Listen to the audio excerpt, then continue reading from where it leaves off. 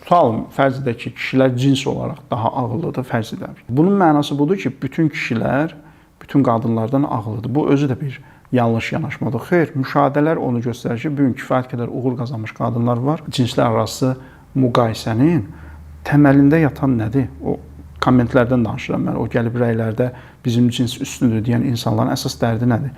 Adam baxır özünə, bir də baxır qarşı tərəfdəki qadına. Görür ki, məsələn, qarşı tərəfdə kifayət qədər uğurlu qadınlar var. Ali təhsillidir, xaricdə təhsil alıb, dövlətin yüksək postlarında vəzifəsi var, yaxşı maaşı var, maşını var, ailəsi var, gözəl. Bu isə tutalım, hələ də elm sözünü elm yazır. Yəni, bəlkə də çox görmüsünüz, mən çox görmüşəm. Elm sözünü elm yazır, amma gəlir deyir ki, mən üstünəm cins olaraq.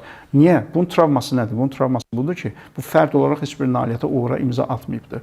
Məcburdur ki, əlacı nədə görür? O cins üzərindən manipulyasiya eləmək istəyir ki, bizim cins üstündür, bizim komanda üstündür, bizim qrup üstündür. Bizim ümumiyyətlə bu podkastın, bu çıxışların, seminarların problemi budur ki, sən niyə o potensialı o qadında görmürsən?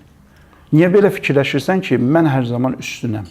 Xeyr, zəka məsələsi fizioloji bir məsələ deyil. Zəka məsələsi fiziologiyanın ötəsində intellektual, zehni bir məsələdir, ruhi bir məsələdir.